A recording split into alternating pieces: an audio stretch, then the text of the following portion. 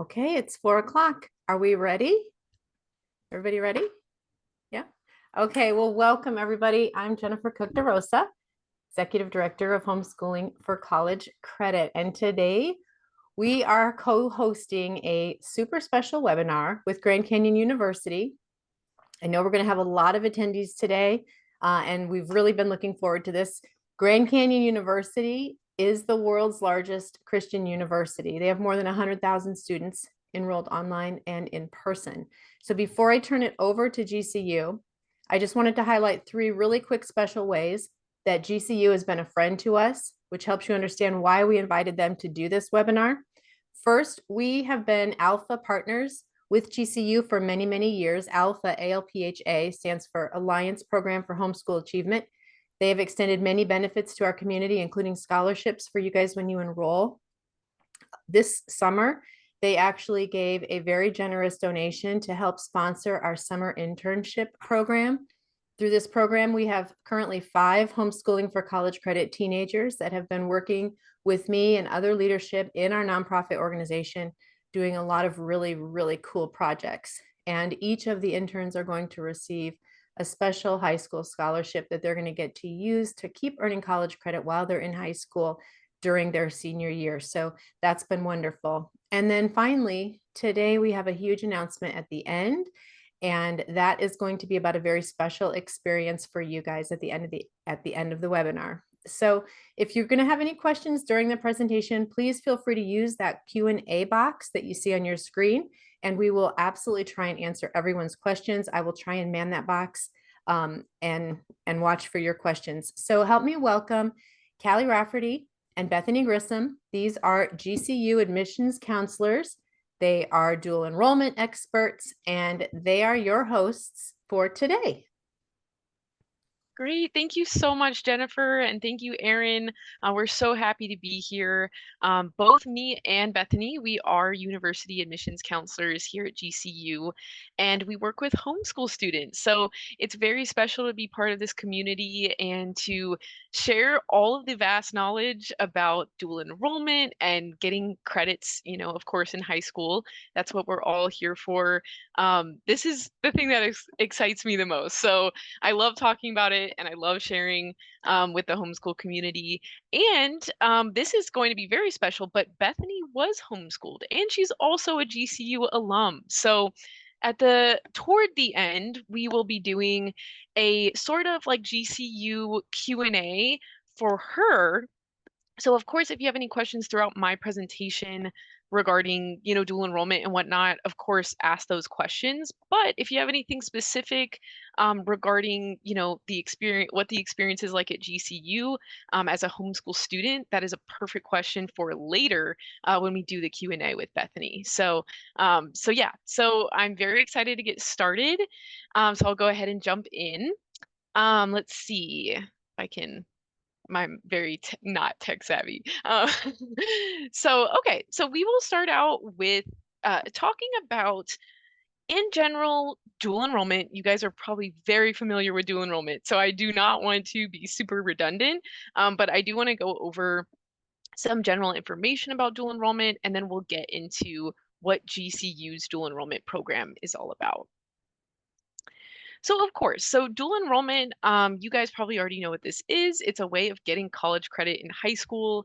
At GCU, we accept up to 60 credits. This is worth 2 years of college. This is what excites me because you can, as a high school student, have those credits count for your high school curriculum and your high school transcript, as well as your college transcript to be able to graduate early. So we will, of course, go over some different options, but mainly GCU dual enrollment and how, how our program can help you guys throughout high school. So, and of course, the courses, you can take courses many different ways. You can do it through GCU's online dual enrollment program. We do have an on-campus, if anyone's local to Phoenix. There's also so many other options like CLEP and, Sophia Learning. There's so many things out there. And so something important to note about GCU is when you sign up or become interested in GCU, you fill out an application, you get assigned an admissions counselor like me or Bethany. So we will work with you from day one all the way up until, say you end up being a GCU student, you move into campus. So really throughout the whole process, we are there with you helping to plan. So if you already have some credits under your belt, we can run a credit evaluation. If you have different plans, say you don't just plan to do GCU dual enrollment, we can help you really tailor the experience to you, to your major interests, whatever you or your student is looking for. So a little bit about kind of navigating dual enrollment courses before I get started with GCU information about GCU dual enrollment. So there are three types of college courses that you can choose to take at any point. So through dual enrollment or once you get to college, these still remain, these three types still remain. So the first is gen eds, general education courses. These are going to be more like your high school type subjects like history, math, English, science. It doesn't really stray far from that. Of course, in college, you're going to have more options. But this is a general education curriculum is required by all universities. So you are going to need to take some dual enrollment courses that fall into gen eds. And I recommend starting with the gen eds. So that way, you get those over with and they can double up as your high school coursework. Now, the next type is your major courses. So if you or your student is looking at a certain major like business or education, these are going to be the courses that will fulfill that major. So we actually offer through our program, we do offer some intro level major courses. So we even have some really special topics like sports management and entertainment. We have, uh, all different things like communication. We have some intro business, some science. If you're interested in nursing, we have some for that pathway. So there's lots of different major courses that you can also take through our online and on-campus dual enrollment programs. And then the next type is my favorite because you can take any course you want and it will fulfill it, which is the elective space. Now, it depends on your major, how much elective space you're going to have. So a lot of really kind of not harder to transfer majors are ones that lead to licensure. So like nursing or engineering or majors that just take up a lot of space, like computer science that has a lot of requirements. So there's not going to be as much elective space in some majors versus others. But elective space is beautiful because if you want to take like ceramics at your community college, you can do that, or or any CLEP exam would count for it. So it really is very flexible. You just need to strategize, of course, and not take too many of those random courses, or else they won't count toward your major. Um, the next thing I'll kind of go over a little bit, but it's the difference between upper and lower division courses. So you guys might already know this as well, being a part of homeschooling for college credit. But the lower division courses are usually offered at community colleges. So those are going to be your 100 to 200 level courses. Mainly gen eds and those intro level major courses. And then as you go through if you end up at a 4-year university, you would be taking some upper level division courses. So 300 to 400. Um, all right. So to get into our GCU dual enrollment program, first of all, if you want, you can scan that QR code. I believe that will bring you to our dual enrollment webpage that you can actually browse lots of different things. Like we do have some like pre-made course plans if you have a certain major in mind. So you can browse that. You can also go through our entire list of courses that we offer. So you can see, if you're interested in a certain class, we probably have it, or you can talk to me or Bethany and we'll try to find it for you. All right, so some benefits to our dual enrollment program is One, we are easily transferable in and out of the university. So if you have credits coming in, we will of course run a credit evaluation for you, and we'll make sure that as much as possible that those credits will be able to work for your major. Um, and then also all of our dual enrollment courses are very transferable out of the university. So these courses can be taken and then transferred if you end up at a different university for undergrad. We also have for all students, no matter whether you're on campus or online, we have our Student Success Center. So this includes the ACE Center, the library. We also offer free tutoring for all of our students. So this is super important, especially if you're like me and you're not as great in math and you need some extra help. So that is a great resource to definitely use even as a dual enrollment student. Um, we also have a part of, dual enrollment. It does make you more able to graduate early if we come up with a plan and you follow that plan, or you follow it, even just a little bit, you can get some credits out of the way. So that would really save you in the long run with, tuition, with time.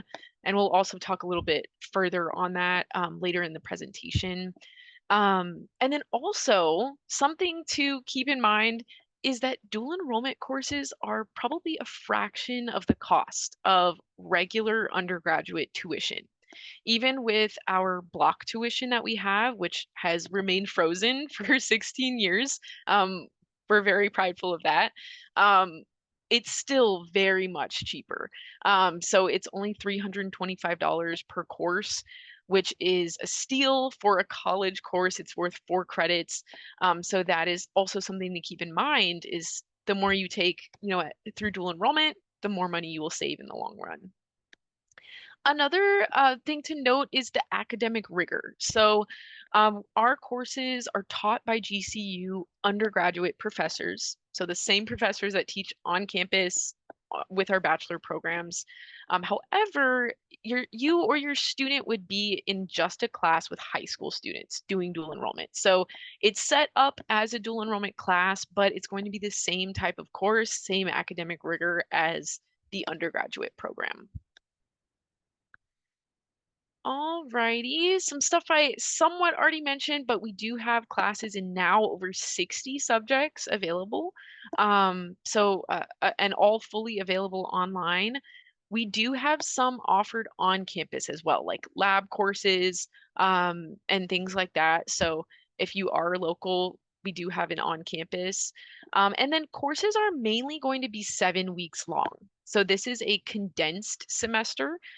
Usually semesters are 15 weeks long for a college campus, which I will talk about. We do offer some 15-week long classes, but in a group. So I'll talk through that later. But most courses are going to be 7 weeks. It's condensed. So you or your student can expect to spend around 10 to 12 hours a week on the course, just, to keep that in mind. And you can also take up to 2 courses at a time. So we don't let you take like so many that you're overwhelmed. 2 is just enough to keep you busy. But you can actually, if you, do the math, you could take 2 and then another 2, and that's a full semester of 4 courses within 15 weeks. But you can also stagger the courses. The great thing about our dual enrollment program is the start dates. So we have very flexible start dates. 2 to 4 times a month, each course starts. So, you don't have to worry about, making it in time for like the semester start in August. You can start your course, on a random Monday in October if you want. So it's very flexible. And it's 7 weeks long. So say you have some extra time, late in the summer or during winter break, it can be a great way to get some college credits out of the way. And then we also focus our program on high transferability courses. So most of our courses that we offer are going to be able to transfer to another university and what they offer, just because we want to make sure that as a sophomore, which is our uh, the earliest you can apply is as a sophomore to our GCU program. We want to make sure at that point you probably don't know where you want to go to college. So it's important to make sure that all of our courses will be able to transfer away just in case you end up at a different university. All right. So cost. So I'll break it down for you just so you know what it's all about. Total average cost now is $325 per course, which is really awesome for an online flexible course taught by a professor.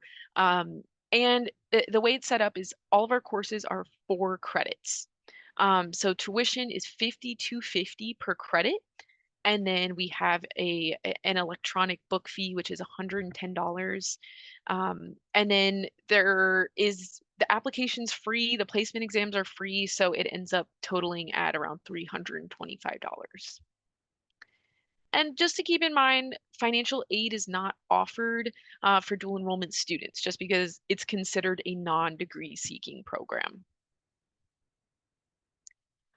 And we do offer, like I mentioned, we do offer some 15-week courses through the cohort option. So if you, or say you have a co-op or you lead a homeschool class each week, you or your group would be eligible to sign up.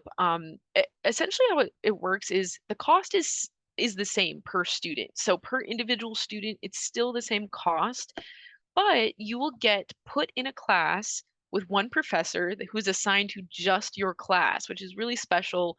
And then you have the option to supplement the material with your own material, or you can let the professor do their thing and you can kind of act as like an independent study leader for your group. So what is required is you have to have 10 or more students to sign up for a cohort class. And the the classes can be you can choose whether it is 7 or 15 weeks long. So if it's 15 weeks, it's just that the work would be spread out a little bit. You'd likely spend about 3 to 4 hours per week if you were to do the 15-week option. Um, oh, I see a question. How many credits are needed to meet the diploma and associate's requirements? That's a great question. So at GCU, we have really we just offer bachelor's degrees. So 120 credits is the amount that you need to graduate with a bachelor's at GCU. Normally, an associate's is at, say, at like a community college, it would be 60 credits. So 2 years worth of college. Um, and the great thing about our 4 credit system is that there's a little, because it's 4 credits versus I know other colleges do the 3 credit system, our courses are a little more dense in terms of content. And so you're going to expect a little more work, but you do get an extra credit per course. So that's why a lot of our students are able to graduate a little bit earlier within, 3.5, maybe 3 years, just as a normal incoming student. Now, for students like you, in homeschooling for college credit, planning on doing dual enrollment, I do have a lot of students who graduate within, 2 or 2.5 years. So it can really make the difference to be doing dual enrollment. Are these hours that you can expect them to spend in class or with whatever work is needed to study and complete the assignments? So that's a great question. And I meant to actually mention that all the classes are asynchronous. So they're in asynchronous format, meaning there's no actual like Zoom lecture time that you will be required to be online for. There is really just assignments due by specific dates. So that 10 to 12 hours that I mentioned really is just your student spending time on, whatever lectures or readings are required for that week, as well as the assignments. So really just everything would be kind of built into that 10 to 12 hour time span. Mention that you focus on high transferability for dual enrollment classes. Can you elaborate on that? What exactly do you do to help make the courses transfer better? Um, So that's a good question. So like I mentioned before, it's really the course offerings that we have. So if you look on our website, the list that we have, um, they're mainly going to be gen eds and intro level major courses. They're not going to be kind of, we don't offer like some more random courses to dual enrollment students just because they're sometimes not likely to transfer to another university that doesn't have like a certain program, if that makes sense. So it's really, in terms of high transferability, it's the actual course offerings as well as the content of those courses that are highly transferable, if that makes sense. I hope I answered that correctly. Um, when you say that dual enrolled students finish within 2 to 3 years, do you mean they complete the 2 to 3 years with a bachelor's? Yes. So the way that I think of it is as a high school student, if you're able to get the maximum amount of credits to bring in to GCU, which is 60 credits, that's worth 2 years of college, 2 years at GCU. So once you graduate high school, if you have those 60 credits under your belt, you will only have to spend another 2 years at GCU. Now there is a big kind of, asterisk right there because it depends on the major. It really does. So if there is a major that is has like a lower transferability, meaning it's like engineering. You have to take a lot of lab courses on campus. There's not going to be as many dual enrollment courses that you can take to fulfill that major, if that makes sense. So based on, if you were to bring in the maximum amount, which is about 50 to 60 credits, then once your student gets to campus, that's where that 2 to 2.5 years span they'll spend on campus and then graduate with a bachelor's. And Callie, can I add one little thing to that to help Holly with her question? Yeah. You guys, often when you do dual enrollment, you don't have access to degree planning advisors. So if you're forward thinking that your student is going to earn a bachelor's degree at GCU eventually, the difference here is that when your student is doing dual enrollment, you have access to those advisors who are going to help you choose courses, which means that they're all going to count because you're not going to make those mistakes that you would make if you're planning on your own and you're kind of like hoping that it might count. You actually have that guidance, which is very unique, and most colleges do not provide that. So that's an extra way of kind of, maximizing your efficiency there with that. That is a great point, Jennifer. So thank you for bringing that up. Yeah, with dual enrollment planning, I think that's kind of half the battle is making sure you're strategizing well, not taking too many to where, you get upset if the credits don't transfer in, but also taking enough to where you can, graduate as early as possible. So that's what we do is we will create those kind of more personal plans for you, for your student, to make sure that they're on the right path. Let's see. We heard that GCU is one of the few universities that will allow up to 75% of the undergraduate work to be transferred in. Oh, good question. So 60 dual enrollment credits. So if a student is coming in as a direct high school student, meaning they graduated in the spring and they're planning to attend the next fall, then they can bring in up to 60 dual enrollment credits, meaning those credits were taken in high school before they graduated. Now, if a student is considered a transfer student, that's where we have a different transfer credit requirement. So you can bring in up to 90 credits as a transfer student. This means that you graduated high school, maybe you took some time, then you took college classes after graduating high school. That kind of delineates whether or not you're a direct high school or a transfer student. So transfer students can bring in that, yeah, 75% of transfer credits. Let's see, how does a 4-hour GCU class transfer in differ to a different university that requires a particular class only for 3 credits? Okay, so that is a great question. The difference between the 4 credits and the 3 credits. And the most simple way I can put it is that if you're transferring a 4 credit class to a university that has 3 credits, it's like a one-to-one situation. That class will transfer to the the whatever class is required at that university. So, for example, English Composition 1, You take it at GCU, it transfers to English Composition 1 at another university. And same goes the opposite way, which a lot of people are wary about, but I can tell you that if you take like English Composition 1 at your community college and it's 3 credits, that will transfer into our full 4 credit English Composition 1.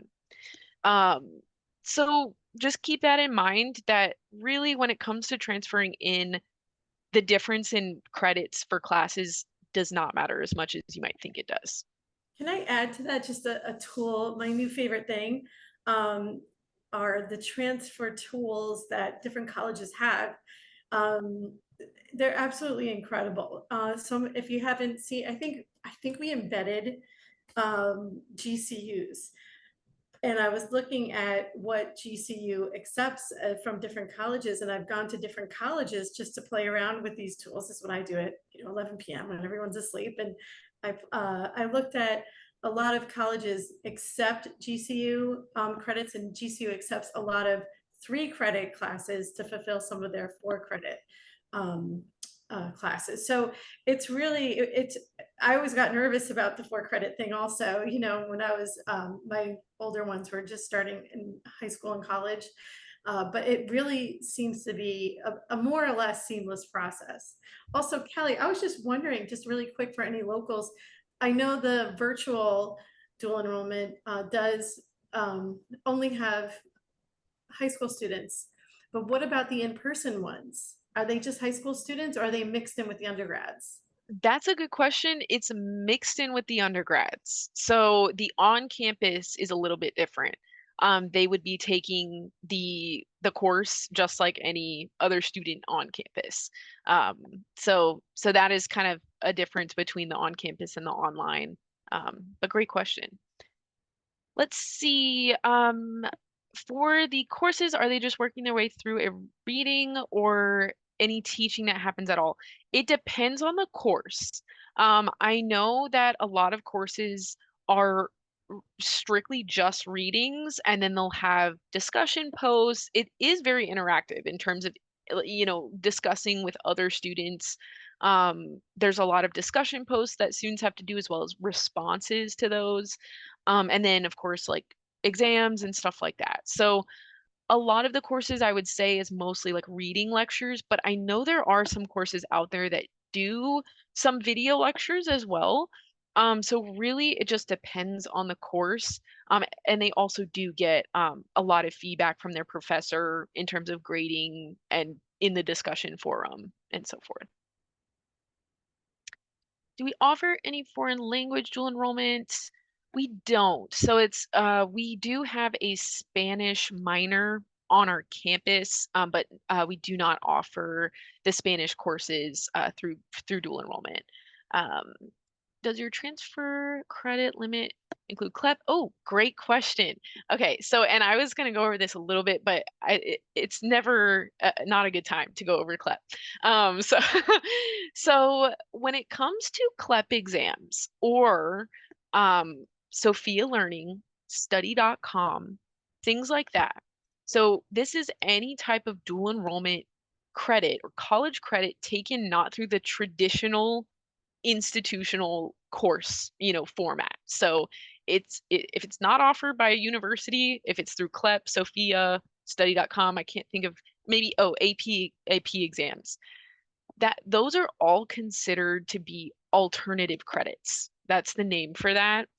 And alternative credits are really great because you can get, some credits out of the way. I know the CLEP exam for college composition actually counts as like a 2-for-1 at GCU, which is really exciting. So if you take the college composition CLEP exam, it counts as English Composition 1 and English Composition 2 at GCU. That's 2 courses for 1 exam. So things like that are very exciting. However, you can only bring in up to 30 alternative credits. So 60 total, and only 30 of them can be alternative credits. So you can fulfill the other 30 with dual enrollment. You just can only bring in a maximum of 30 credits with that. So the reason why we do that is say a student is looking to go into med school after they, they graduate from undergrad. Not a lot of med schools want to see that you got a lot of your credits from CLEP. And that's just kind of the reality of, strategizing, is that we want to make sure that students are set up the best they possibly can be for after they graduate. So that's why we cap it at that 30. So that way, you're not getting most of your degree through alternative credits. Alrighty. We had college composition GCU class transfers 3 credits and 1 credit. Oh, great. Great to know that. I didn't know that. So yeah, so this could be the case with a lot of universities, is say they're on the other college is on the 3 credit system, but we're transferring in, you're transferring a 4 credit class in. That extra credit is actually could count as an elective. So that person said that, when you transfer in, English Composition 1, it was 3 credits for that course, and then they got that extra elective credit, which can really benefit you to fulfill that elective space and graduate earlier. So great questions. Awesome. So I talked through the cohort options, and so just to go over some next steps with dual enrollment. So if you are interested in dual enrollment, something I recommend is to contact myself or Bethany before contacting dual enrollment. Now you can go straight to them. It's a completely different office from admissions, so just keep that in mind. The thing that we can help with is planning. So course planning. If you're really in need of, some help to figure out what to take next or what to start with, or just how the whole admissions process works for dual enrollment, definitely contact me or Bethany, so that way, we can get you set up with a plan, and then it's a seamless transfer. We will get you set up with the dual enrollment office. There are some dual enrollment counselors that work in the office. So you'll have us and a dual enrollment counselor all kind of as like your little team to get you, through the process and enrolled. So definitely take down the dual enrollment contact information for sure. And they can always get you through that process, but definitely reach out to us as well, because we can help you do some of that strategizing that they might not be able to. Are placement tests required, such as ACT, SAT? Oh, great question. So in terms of admissions into the dual enrollment program, you can apply as early as a sophomore, and you have to have a 3.25 GPA on your homeschool or high school transcript at the time. So you have to have at least freshman year under your belt and have that GPA. So you would submit your transcript, and then if you have above that, you're automatically admissible into the dual enrollment program. There are no tests required for dual enrollment. And then as a junior or a senior, the GPA requirement lowers a little bit and it goes to 3.0. So if you're a junior or senior, that will get you, into the dual enrollment program.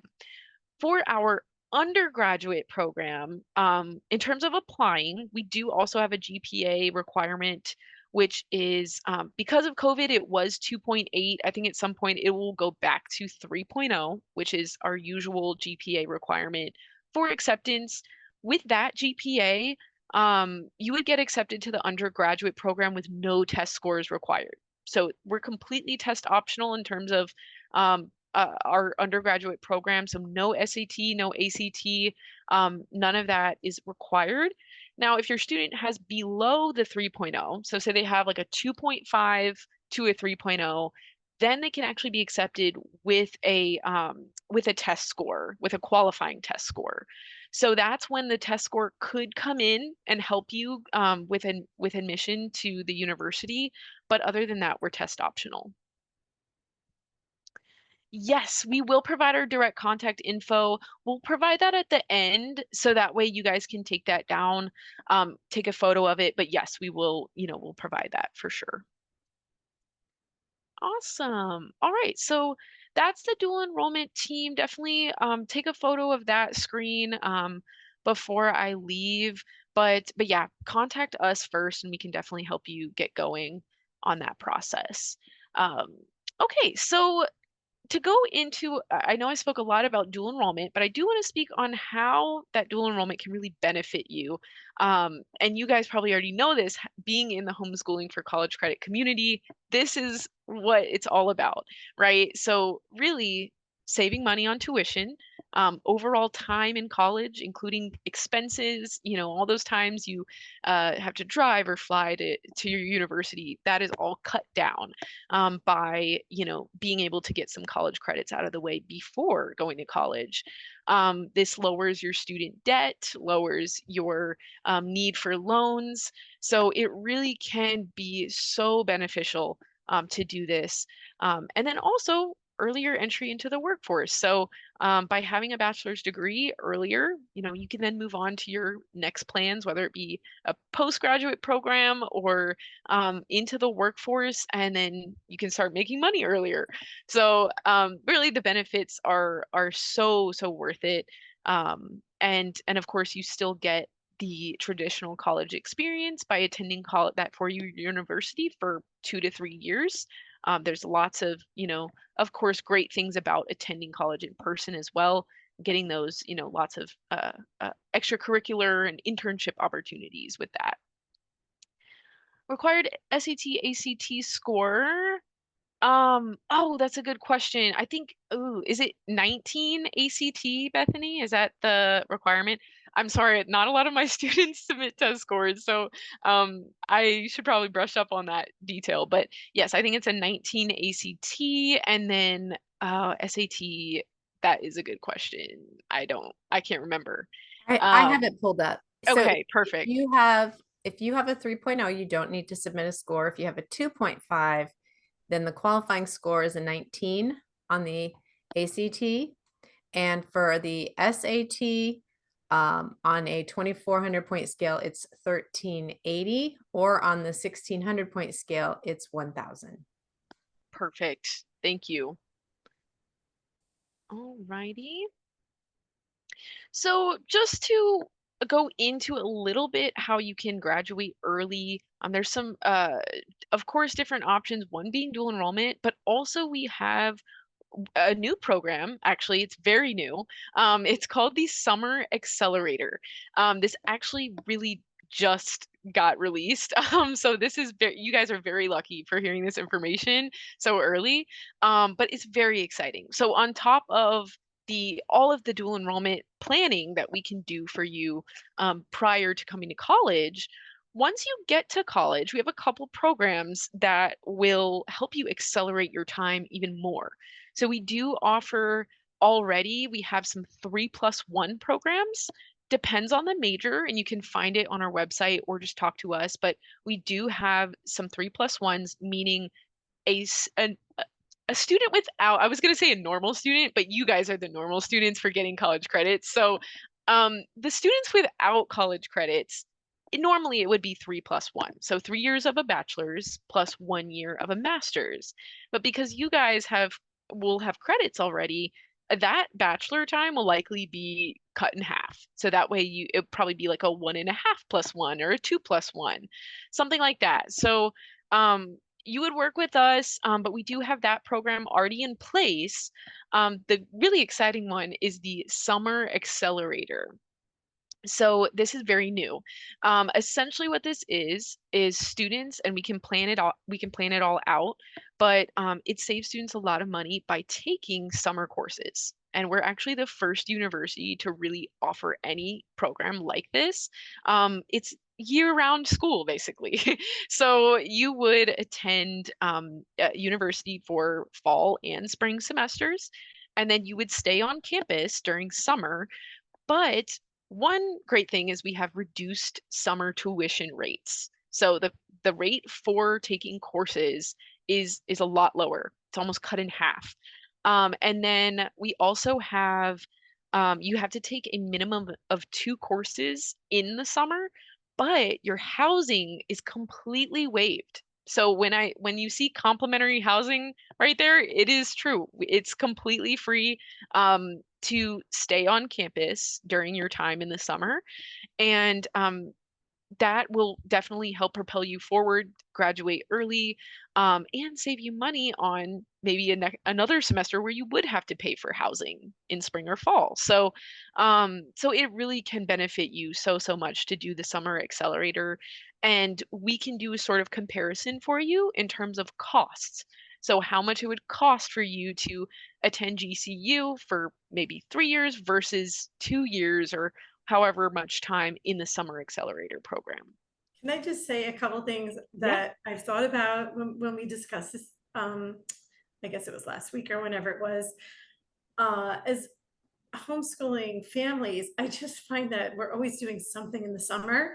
So I feel like a lot of homeschooling kids are kind of used to doing something, just something throughout the summer, whether it be brushing up on math or maybe taking an elective, or maybe even doing a dual enrollment class over the summer.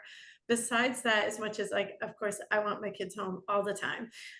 But reality, let's say, we live in New York. If one of my kids went that far, which would be an airfare away, just lugging stuff back and forth and all that. That is one of the reasons where most of my kids have stayed on they've all stayed on the East Coast so far, maximum like 9 hours away, just because, well, what are we going to do in the summer? We have to get all your stuff back, and for 4 years or 3 years, whatever it is. So this is something I think that could even make going further away for some families even more of a reality, I guess. I don't know. That's all I was just thinking about it. Oh, absolutely. And it can save a lot of time and money as well on storing your items. With being able to stay on campus in the summer, it can definitely help to, help the transition from going from college to out of college as well, because you stayed there for however many years and your stuff is in one place, and then you only have one move out situation. Whereas usually, at least in my experience, I moved probably every single year in my college experience. So that is usually, the normal situation. But with this summer accelerator, and just to give you a little tidbit of kind of how our university works, is 80% of students live on campus all 4 years. So most of our student body is already on campus. So the idea of staying on campus is really, I assume, would be very popular with this next group of students, because they're already on campus and they already have that community there. So just to keep that in mind, because a lot of students think of like summer or even college campuses sometimes on the weekends like a ghost town a little bit, but that is not how GCU is at all. Not at all. So it's the exact opposite, actually. So the idea of staying on campus feels a lot more comfortable when you have more people around you as well. And I want to just add, so, you guys, when we talk about ways to bring down the costs, right? You start with the end in mind, and you look at, there's a 4-year degree that needs to be completed. And let's say that that's traditional and that's on campus. What can you do to reduce those costs? How can you reduce that time, right? Getting into college is not what's hard. It's getting out that's hard. It's graduating that's hard. And so if you start and you work backwards, your student can do maybe 30 credits of alternative credit. Boom, now you've just shortened their time by a half of a year. So that's a half of a year on campus that they're not doing, and it's a half of your tuition you're not paying. Now they're going to do 30 credits of dual enrollment through GCU. So now this is reduced tuition way below what the normal rate is. So here's another half of a year that they're not going to be on campus and that you're not going to be paying for housing. Now you're coming in with 60 credits. They're already, doing 2 years of all of this while they're at home. And now you've got the summers where they can do this on campus for no cost and for reduced tuition. So what you just do is you kind of building block this plan and you work backwards. And I think I said half a semester, but 30 credits would be a full school year. So yeah, I mean, so you're reducing considerably. So look at that big picture and then just look at all these programs, and you can really see how you can whittle it down to a very affordable degree that your student can do, hopefully without any student loan debt. Because I don't know if we're going to talk about scholarships today, but that's something too. Yeah, we can. Yeah. And when it comes to scholarships, I can I can give you a really short rundown of how it works. It's based on GPA mostly. So if you have a really solid GPA, we have a scholarship table you can see on our website. But it starts at, 4.0 unweighted. That's the very highest scholarship you can get, and it kind of goes down from there if you look at the table. And then also test scores can be a factor. Like if your student has a really great test score, it could get them a higher scholarship. But mainly I've found, especially working with homeschool students, the GPA is what gets a student a higher scholarship. So that's a little bit about how that works. But of course, if you're interested in going through the undergraduate admissions process, you can definitely contact us, and we'll send you a budget sheet. We'll go through that all in an admissions appointment, all the scholarship, tuition and costs, all of that. We'll talk through. So, great. Okay. So let's see some next steps. So I do want to talk through what it would look like if you're interested in the undergraduate program or dual enrollment. Either way, it's to contact us. But if this is especially for the undergraduate program, you would apply on our website. Or you can get us to send you a link, and then we would, be able to work with you from the first day that you apply. And there's no application fee. So it's completely free to apply to GCU. And the application is pretty short. There's no essays. It really takes about 10 to 15 minutes. So it's very quick and easy to apply. Also, after that, we would reach out to you, and we would schedule an admissions appointment. So that's what I just spoke about, where we would meet on Zoom, we would talk through anything you want to talk about. So if you are interested in a certain club or organization on campus, campus life, campus safety, all of that stuff, we would talk through in the admissions appointment. And then we would go through, if you're also interested in dual enrollment, we would talk through, that process as well, the planning process, a credit evaluation, whatever you need. We'll be there with you the entire way. All right, so this is the really special part of our presentation.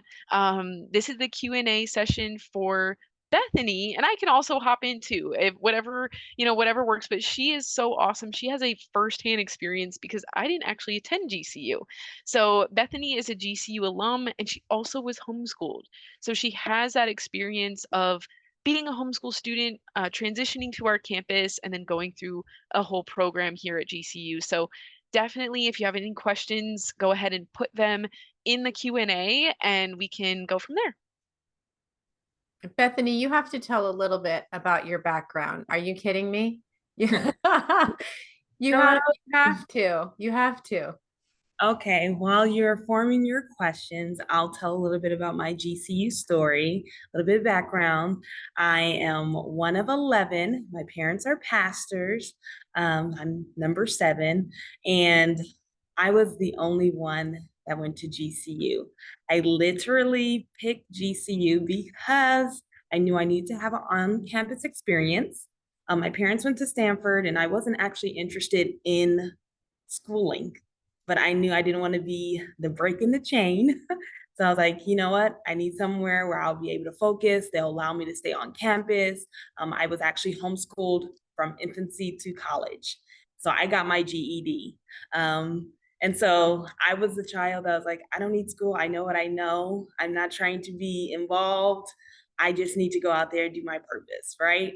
And then roll into GCU because it's purple and it's Christian. And I'm like, okay, I'm not even really concerned. It's like, I got the theology, but GCU really slammed me in the face with the relationship aspect. Hence, I graduated with my bachelor's in pre-medicine and biology in 2016, and I haven't left. GCU has been family. I believe it to be the safe haven and the resources it's literally just a bigger environment of homeschool. They're always just wanting to support.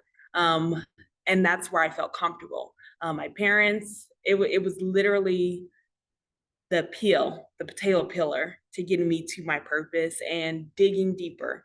Because I came in as a know-it-all, right? But it was just exposure, and it's the rubbing the shoulders of like-minded people. I thought it was going to be pushing Christianity in me, and I coming in from a environment where my parents are pastors, and I'm like, this is not something that I need, right? I know this, but just exposing to that relationship aspect and real ministry and purpose was literally life-changing. So I get extremely excited to talk to my homeschool families and people that just like me, how we can get to the bottom. What is your purpose and how can we get you into the marketplace, right? If you're supposed to be the light on the hill, how do we get your light bulb connected so it shines? And GCU has been the resource. It's been seamless, and just the support. So you ask 9 out of 10 students on campus, and I know it seems like this, why is everyone smiling? You ask the students, what is the thing that you like most about GCU? And they will say, the community and the culture. It is completely different, and it's invigorating. And so everyone is wanting to get you to your next. We're all a part of the graduation team. So while I bleed purple, while Callie bleeds purple, it's really about getting you to your purpose. So if GCU may not be the home for you, we're gonna make sure we're gonna be the first one to tell you because we wanna make sure you get into the field and you're excited. So we're super focused on making sure private education is affordable, right? Because we don't want students boggled down with that financial burden. They can't be excited about who they're supposed to be if that's in the way. And so being a pre-med student, their focus was, okay, what's your next steps? Not just getting the degree, hey, grad school, use the references, the professors, the class size. That was something I was nervous about. But it's 1 to 30, you're 1 out of 30 in one of your program majors. So the professor knew my name. They were able to let me know because I didn't test a lot. And so they're like, no, you did really great on your homework and your quizzes, but your test exams aren't reflecting that. And we were able to discuss and find out that I had some test anxiety because I wasn't used to that environment. And so we were able to work through that. The ACE Center, so it's an academic center for excellence. Literally, we're pushing that to the students proactively. It's like, no, do your homework here. These are students that have passed with an A. So they're going to be here guiding you through that process to make sure that you're proactively excelling and not a reactive process. So I don't know, I can talk all day about why I bleed purple, and I have been bleeding purple for the past 10 years. But in terms of homeschool, I believe it to be literally a mirroring environment of what home was like. We're not just interested in your academic aspects. No, you're more than a one-dimensional being, in which that's what home taught me. And so coming to this environment, it's like, no, your academics, your entrepreneurship, how do we get you into the field? What's your mission? What's your purpose? Chapel, 7,000 students. It's not a requirement, right? But we're all coming without a requirement every Monday to worship together. It's unique. I love it. Athletic program, scholarships for athletes, absolutely. There's club sports. Club sports, that's available. It's a D1 program. So even the club sports have access to that D1 facilities, coaches, and teams, and competitiveness, as well as if you're on the D1 team, NCAA, absolutely, we're very competitive. We're a winning university, grand champion. And can I just say, Erin is our moderator for our NCAA sports Facebook group for homeschooling for college credit. So, I mean, she can talk a lot about, how prestigious it is to be a D1 school for athletics. Yeah, I think actually, in researching GCU, I stumbled across one of the interviews with your president or provost. I'm not sure which gentleman it was, but he did mention it. You guys are new on the scene to the NCAA, and doing quite a bit of business in several sports. My daughter just started playing soccer with a Division I school, and as I'm looking at the women's soccer, the rankings, GCU has just climbed. And of course, that was really exciting to see. She's not going to GCU, but she's she's over on the East Coast, like I was saying before. If you guys, anyone does have an athlete that is NCAA Division I potential, that is a different route than just applying to the college. Most of you who have an athlete that's competing at that level in one of the sports that GCU has, you already know that. But if anyone wanted to reach out to me, you can, whatever it's called, PM me on Facebook and get in touch, and then we can talk about that further. If your student is just interested in recreational sports, I know club sports everywhere are really fun, or intramural. I don't know, club and intramural are different. Intramural is between the walls, so it's just within the school. Club sports are more of a tryout situation and can be extremely competitive. And so I'm not sure exactly which club sports and intramural GCU has, but I'm sure reaching out to one of these lovely ladies, or even reaching out to the athletic departments at the school, would be a good way to answer those questions. So yeah, be in touch with me, anybody, if they are interested in playing NCAA at all in any school. Scholarships are academic GPA based. So they're all available based on GPA or academic excellence. So that's the application is for dual enrollment and regular admissions. So there's different things you'll select, but if you just reach out, we can go through that process and make it seamless. So it's the same link though. Can I ask a question about the cohorts? This is something that is really interesting to me. I know you were saying that the cohorts could run 16 weeks or 15 weeks, I can't remember, instead of the 7 weeks. And I was just wondering, if a cohort is stretching it out over the 16 weeks, can students take more than one class, more than 2 classes at a time? So could they, maybe if you had a co-op and you wanted to do 3 classes because it's stretched out, is that possible? Or is this like a weird question maybe no one's even asked before? That's a great question. I think across the board, the policy is 2 at a time. So I think it's regardless of the length, 7 or 15, I think 2 at a time is the max that you can do in dual enrollment. Awesome. But you know what, if you have a cohort and you guys are studying 2 GCU classes, you could also squeeze in a little CLEP prep. And that could Exactly. be your 3rd class, especially if you do a nice cluster, you know, like so that there's some overlap there in the content. I love that plan. I love the overlaps. I will help families plan for that if you need to. So let's see. What is the latest to take dual enrollment classes? Okay, so that's a great question. You can take dual enrollment classes up until, like, say, say your son is starting, in the fall with college, as long as they get their course done before they start college.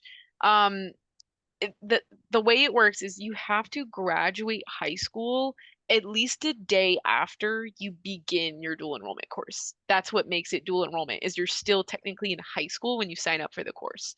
So that's kind of the one thing, is the latest date is kind of your graduation date almost. But as a homeschool student, the great thing is that your graduation date can be flexible. So you can extend that graduation date to July or July 15th or August 1st if you need to. So that is, I would say, the latest. Yeah, so you can start in the next few weeks, as long as like the transcript that you're submitting shows that he's still in high school, still has not graduated yet.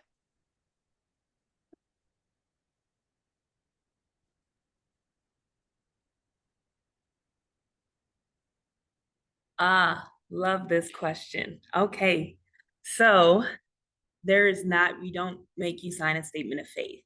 right? And I felt like for me, we are a Christian university, and this is embedded in the coursework and in the environment and everything that we do. So you're able to feel that, right? And so I felt like this mirrored what Christ came to do, right? So you're having your neighbor next to you that isn't required to go to chapel, or some of them that said they didn't believe, but they're willingly going to chapel and they're sitting with you and you're watching the discipleship and the transformation happen.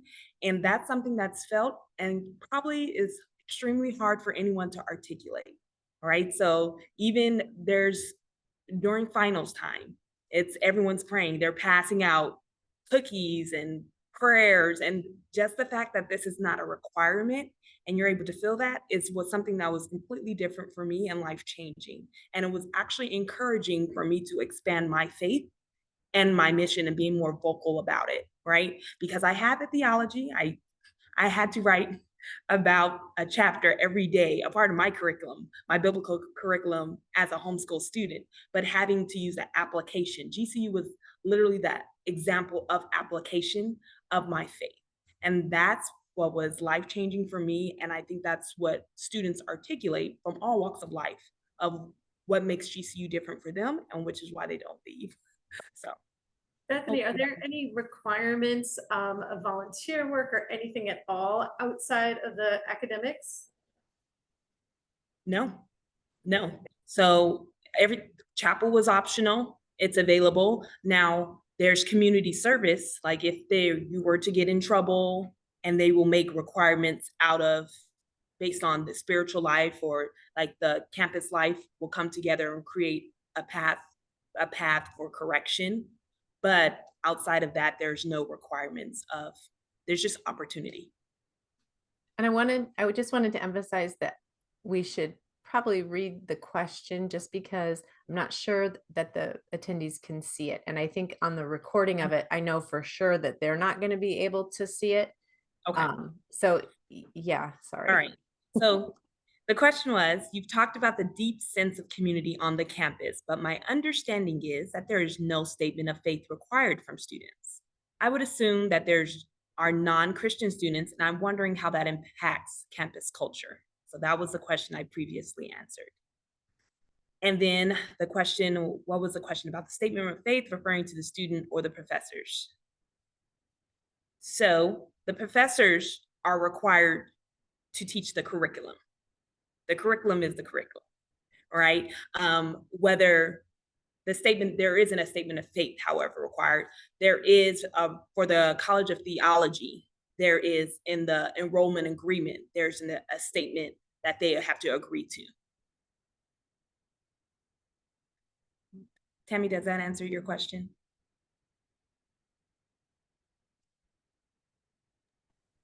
Also, just to add a little bit to the community service aspect, we actually have the largest Habitat for Humanity organization in the world.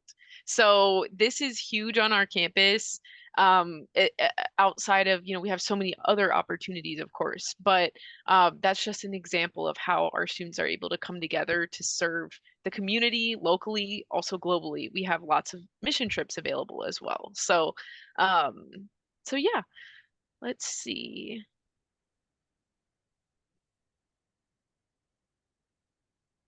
So is the chosen curriculum based on the premise of statement of faith? The chosen curriculum is based on what's required of the industry.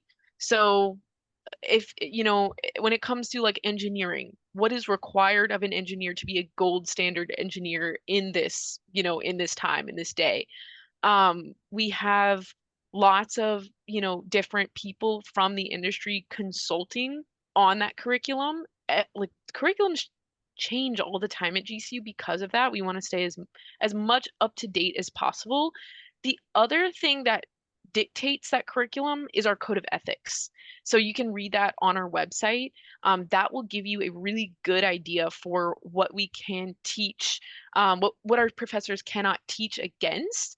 However, all of our professors really come to GCU because we are a Christian university. So they are definitely embedding that Christian worldview into their curriculum no matter what. And I definitely feel that. I'm in a master's program myself. And so that is definitely a huge part of our curriculum for sure. All right. Details about GCU's honors program. Yeah, so we do have an honors program. It's for students with a 3.8 unweighted GPA. So you do have to have that GPA in order to get automatically accepted into the honors program. However, you can apply to be in it. So if you do have a lower GPA, you can submit an application. Um, and then when it comes to honors, there are lots of different benefits. The main one being you can apply for scholarships in the honors college.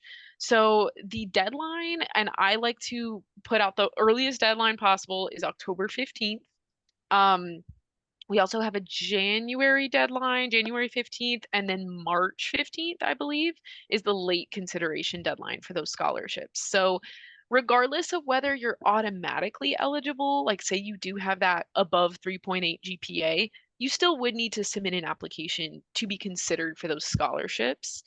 So there's that piece, and then there's also lots of different opportunities on campus. So there is a required minimum for the amount of courses you take within the honors college. So a lot of the courses are going to be within your own major. So you would take like an honors business course or like honors marketing, stuff like that, that would still double up and count as, for a major course. But outside of the classroom, there's lots of benefits like different internships and jobs only offered to honor students, different workshops, seminars, speakers that come on campus, also different mission trips that are offered just to honor students. So there's so many opportunities, and it's a really great way to network and really kind of make you more marketable as a student once you graduate. So definitely a great program for sure. And then Kelly, as I'm watching the clock, I'm going to ask the attendees if you guys think of your last questions to type those into the Q&A box while we finish up the last couple topics here. All righty. Let's see. Okay. That's a good question. About gen ed courses, I think what I had mentioned before, just regarding the code of ethics, as well as, the content required, like you can request a syllabus as well for the dual enrollment courses. So I definitely recommend doing that as well, in terms of content if you're interested on that. But yeah, and then the next question is there a way to find out which classes offer video lectures along with the asynchronous classes? That is a good question, and we can probably find that out. I think if you were to reach out to the dual enrollment office, they would be able to definitely let you know, since they're more familiar with the different, syllabi for each course and whatnot. So they would probably be able to answer that. Sample of the type of discussion boards the students will be required to participate in. That's a great question. Based on my own experience, in Bethany, you can also talk to it as well if you need, but the professor will pose a question to the discussion board, and you are, as one of your assignments, required to respond. So you're required to post a response with a certain word minimum. So for me, I think it's like 250 words sometimes. And you would just, respond to that question. You usually need to use like a source as well, with your discussion post. And then another requirement is you need to respond to other students' posts, at least 3 responses, I think, per week. So that might give you a little insight into the system of the discussions. All right. Is psychology taught from a Christian perspective by any chance? Yes. So we have the Christian worldview embedded into all of our classes. So you'll see that in, in the professors and the way they, they interact with students, in the topics that they cover in the courses. If you read our code of ethics as well, you can see, what the professors can and can't teach on in class as well. So that's another thing. And you can always look that up on our website as well. Awesome.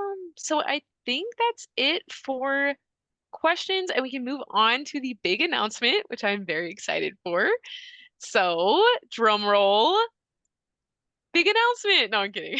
So the big announcement is that we are offering an all expenses paid trip for homeschooling for college credit students to come out and visit campus. So this is a really awesome opportunity for you guys to come out and see our campus, do a tour based on your major of interest. You can do an academic session as well, and lots of other extracurricular opportunities. Like if you're more interested in honors versus club sports versus, the different things we offer on campus, you can choose elective experiences to enhance your time and really get that information that you need. So this is very exciting, and we have a date set. So get out your pens, get out your papers. It is October 17th, 2024, this fall. So October 17th is, I believe, a Thursday. Is that correct? Yes. Well, I should know that because I'm graduating on October 18th. Um, so I will actually be on campus during this time. Bethany, she's based in Arizona, so I'm assuming you're also going to be on campus during this time as well.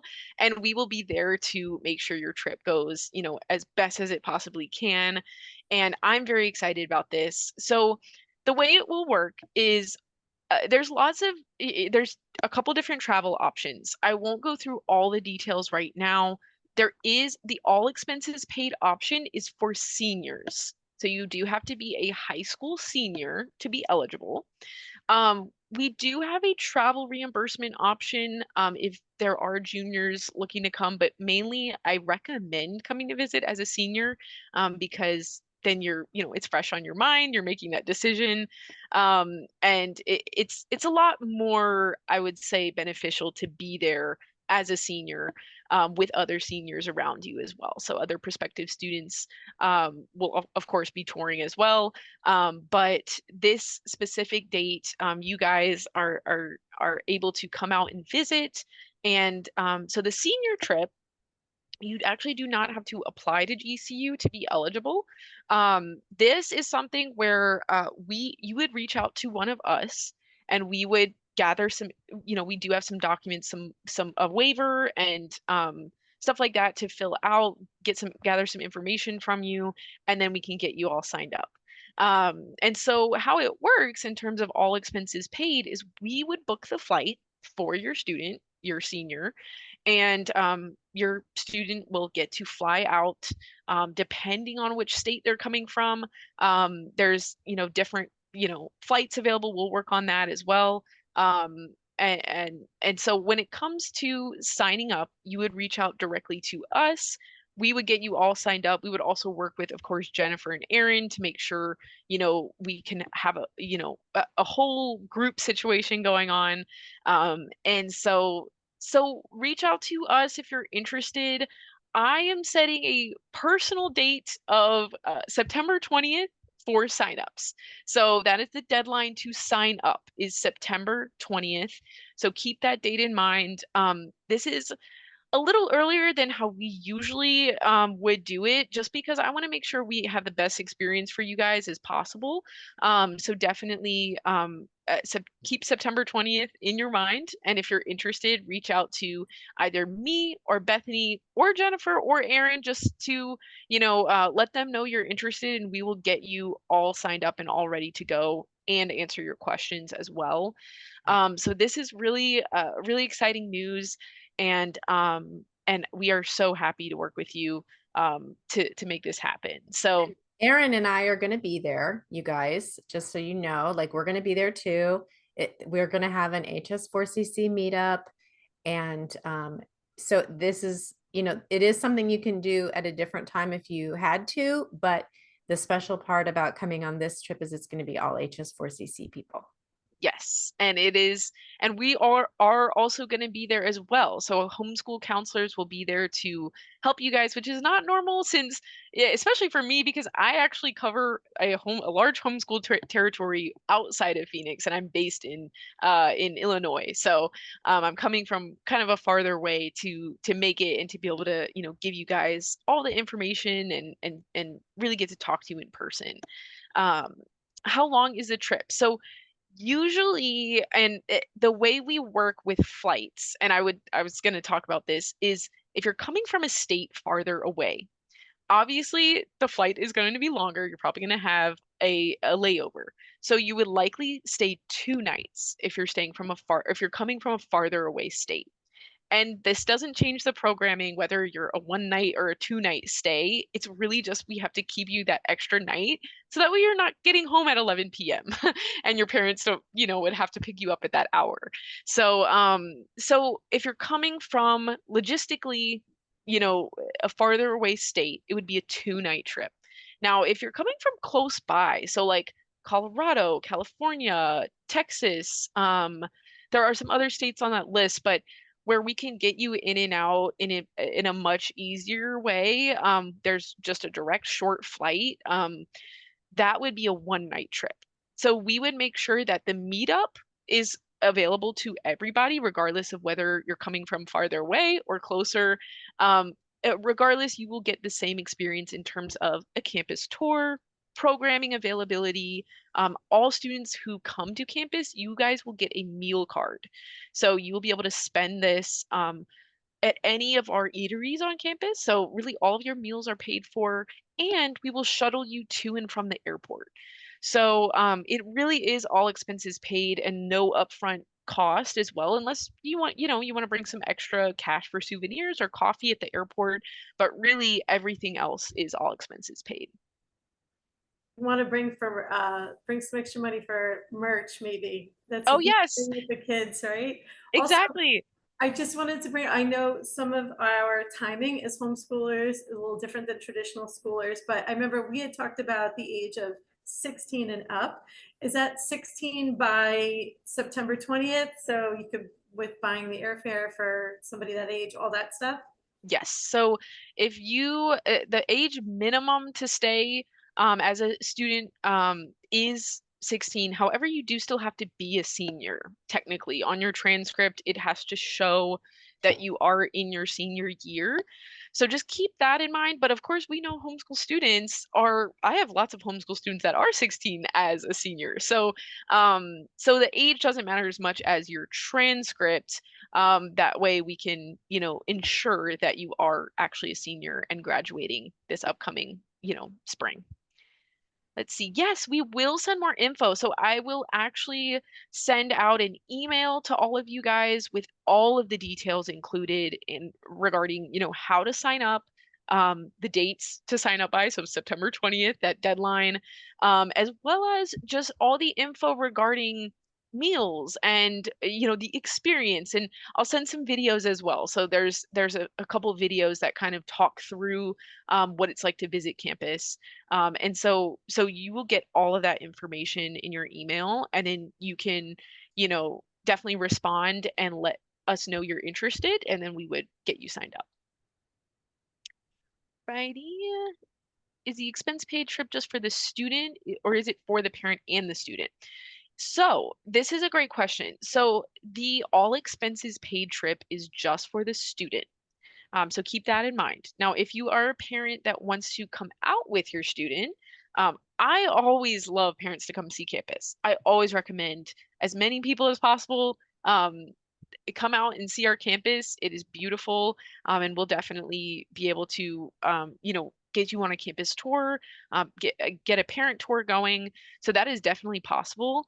If you want to coincide a flight with your student, a lot of my families have done that. So if your student is doing like the all expenses paid trip, parents have booked like the same flight that we book their student on. So that's an option. And once you guys sign up, which we can actually get you signed up earlier than September 20th. That is the latest date. So we can sign you up earlier, and you usually will get your student flight information within like 2 days of signing up. And so at that point, you can go in and then book that same flight as a parent. Now, there is another option, and this requires you to purchase flights on the front end. So that's why this isn't actually an all expenses paid travel option, but some parents prefer this actually. It's called travel reimbursement. Um, and it is a great way for the student and the parent's flights to be covered almost fully. It depends on where you fly out of, so definitely talk to us directly, but there is a reimbursement that we will give you for your flights, for the student and one parent's flights. Travel reimbursement is a little more flexible in terms of timing. Because you're booking your own flights, you can book to come in and out of Phoenix at any point. So, like, say you want to stay an extra week and attend the Homeschooling for College credit event, attend an overnight stay, but then also visit around Phoenix, maybe go to the Grand Canyon. There's some flexibility with the travel reimbursement. So there's that option, but in terms of the all expenses paid option, that's just for the student. Great questions. But yes, so I will send out all the info. And anyone else have any questions or anything else to add, Jennifer or Aaron or Bethany, or anything else about the trip that I missed? Well, I mean, just that the parent who does want to come, I mean, the reimbursement of the flight is a great way to have that cost covered. And like I said, Aaron and I are both going to be there. We will work on putting together some kind of a meetup for all the parents that do decide to attend. And, if you have a 12th grader who is, wanting to go to campus, I'm just like so excited.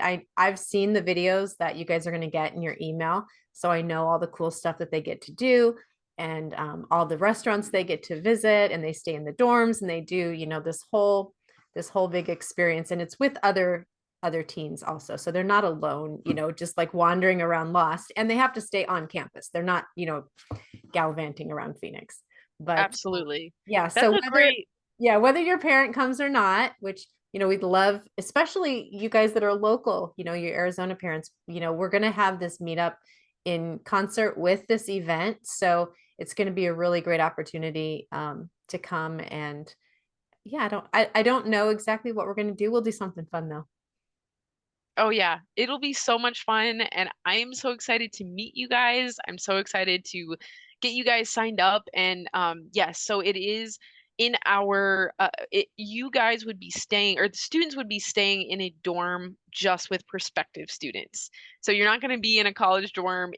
There are different rules. It's not, you get the little snippet of what it's like to be a college student, but there is a curfew. There is lots of ways for us to, keep our Supervise. students safe Yeah. and supervise. So so it is a really, really awesome program. And so I'm very excited about it. Definitely reach out, and I will put my contact info as well as Bethany's up here. And you guys can contact us at any point if you have any questions about this presentation, about the trip, if you're interested and want to get signed up. Go ahead and reach out to us.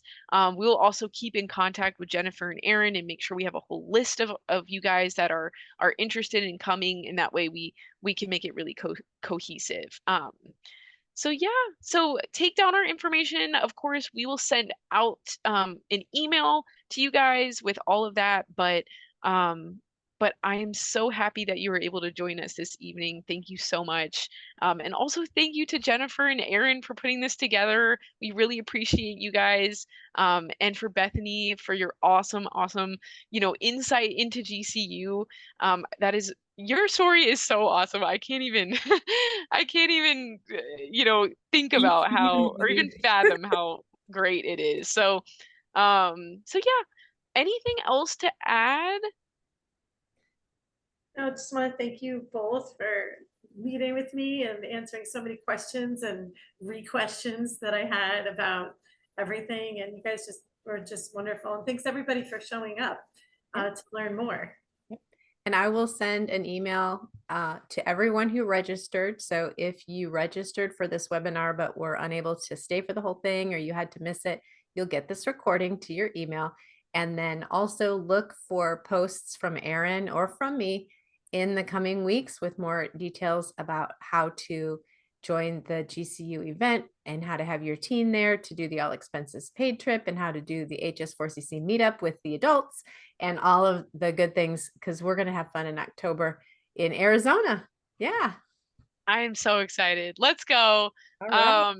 Let's go. Well, great. Yeah, go Lopes. You gotta throw up the go Lopes, you know? I love it. All right. Awesome. Well, thank you so much. I hope you all have a great rest of your evening. Thanks, Thank everybody. you. Bye-bye. Bye-bye.